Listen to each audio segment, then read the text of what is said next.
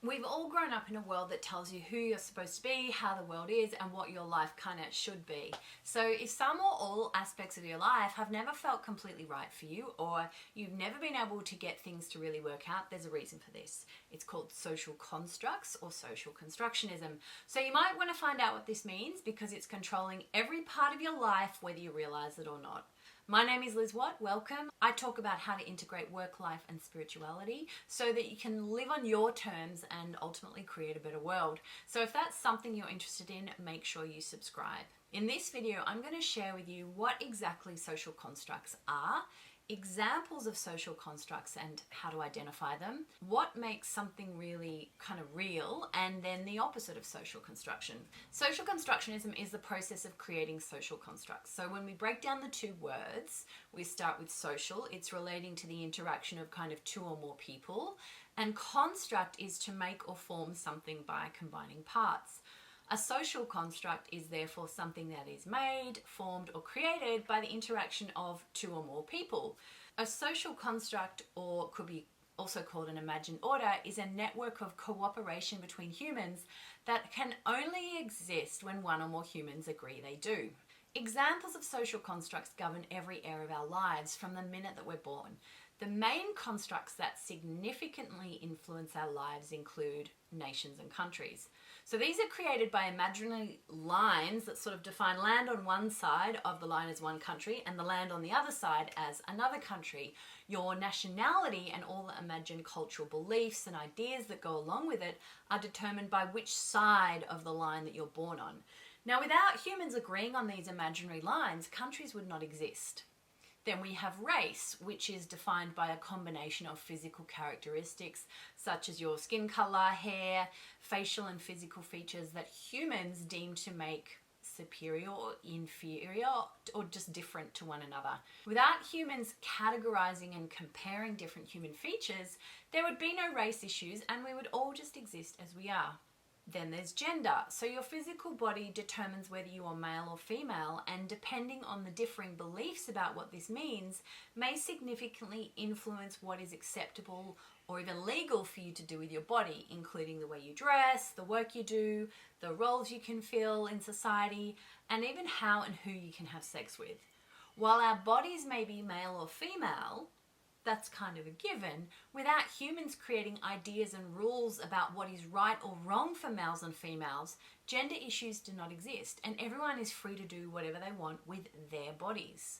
Then we have language, which is a series of verbal sounds or written squiggles kind of placed together in certain ways to represent the way humans communicate their thoughts, ideas, and experience in the world. Without humans to agree on language as a method to communicate our thoughts, ideas and experiences do not actually exist other than internally. Money is the representation of a certain value in an object such as paper or metal. There is no intrinsic value in the object itself, but the meaning that humans apply to the object gives it a certain value that we can then exchange. Without humans to agree that the value of paper or metal changes when something is printed on it, or when numbers appear in what we agree is a bank account, money does not exist. Then there's organizations and institutions. We give authority to these different groups such as political parties, governments, monarchies, and institutions such as law enforcement, education, defense, the workforce. And people all come together and agree to behave in certain ways to maintain these imagined orders. They're made up. They're not tangible. And without the collective agreement of humans to let other people make decisions for us, they do not exist. And we're free to go about life and make our own decisions. By giving people within organizations and institutions status, a title, a uniform or a badge, we also give these individuals permission to hold power and authority over each of us and to make decisions about how we live our lives. Without humans to reinforce and give meaning to titles, status, uniforms, or badges, authority does not exist, and we are all free to live as we choose without restriction. Then there's this idea of the self or your identity. And so in response to all these imagined orders, these social constructs, and these expectations of society and interactions with other people that we're exposed to from the day we're born, comes a unique set of ideas, beliefs, and myths about who each of us are and what the world is. So these ideas are imposed upon us day after day until they sort of become our version of the truth and a reality about ourselves and who we are. But without humans imposing their beliefs about who a child should be or could be, or what we're supposed to do or say, we would each grow to discover the truth of who we really are. So these are only some of the social constructs that impact every aspect and decision in our lives. Other social constructs include organized religion, education systems, political systems, legal systems, financial and economic systems, business, consumerism, employment, and the list goes on. All systems of human categorization are social constructs, all of them, ever. They're all made up by people. So there are weak versions of social constructs and there are strong social constructs. Now, this idea of weak social constructionism relies on what we call brute facts, or sort of an objective truth or reality. The most basic and fundamental facts that cannot be explained. Brute facts are the objective or natural states of being that have no explanation and exist whether humans believe them or not, such as what makes up an atom or gravity or night and day. We didn't create it, it's there. Okay, then we have institutional facts, which are objectives, and these use other facts to make them a fact and rely on human agreement. So that's weak social constructionism, because these things kind of exist without us, but we just give them a name to collectively understand them.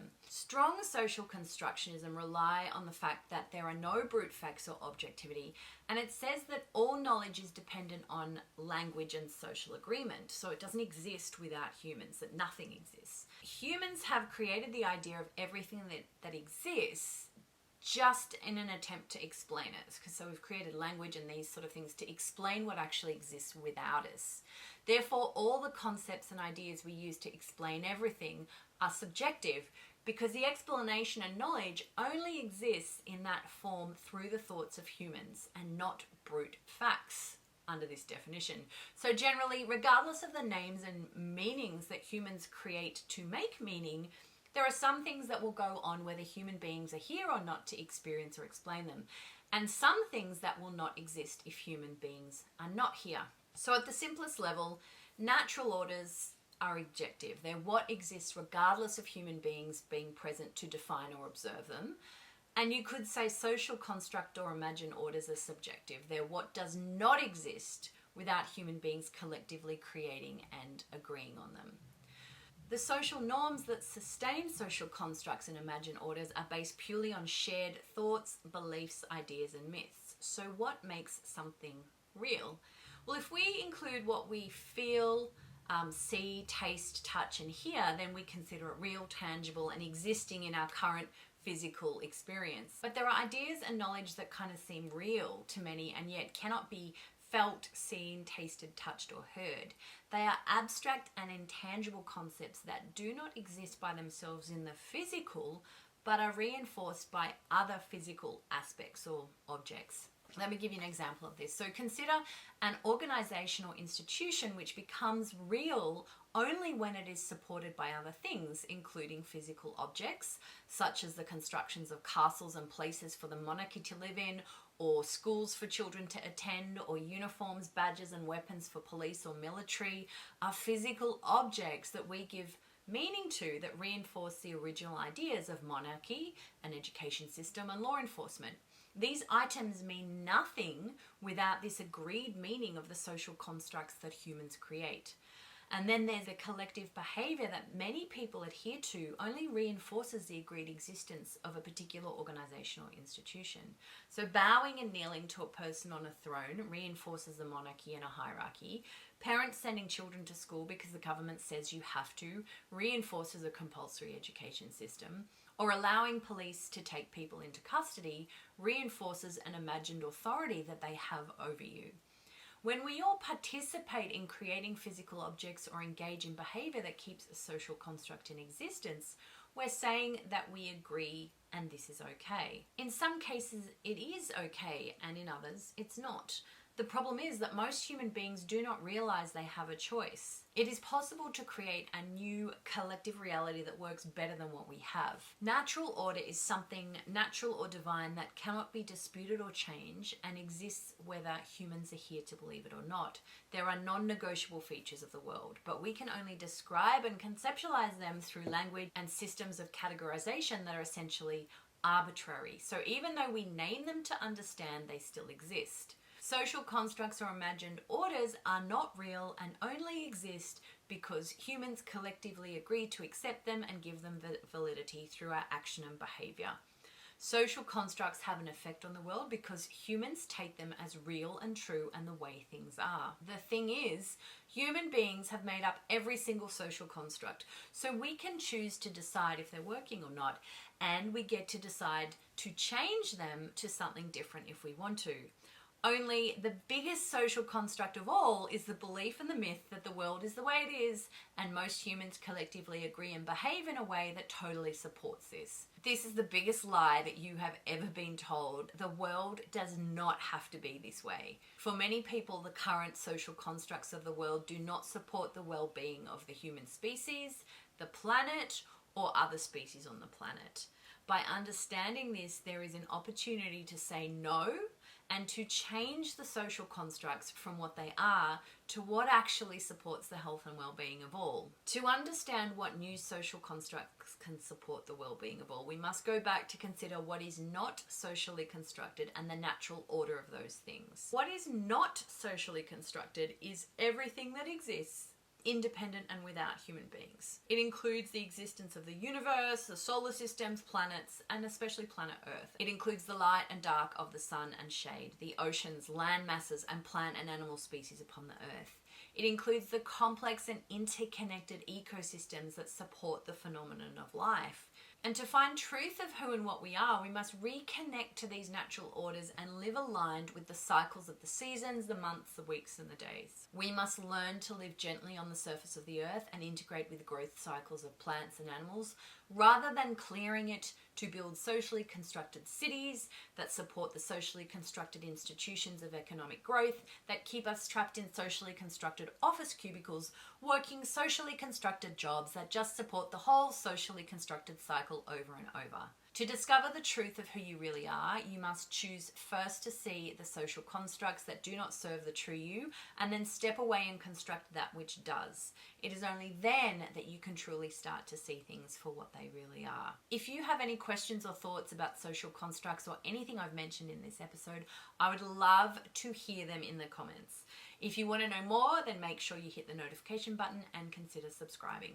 I have much more to share with you about integrating work, life, and spirituality. So while you wait for the next episode, make sure you check out some of my other content.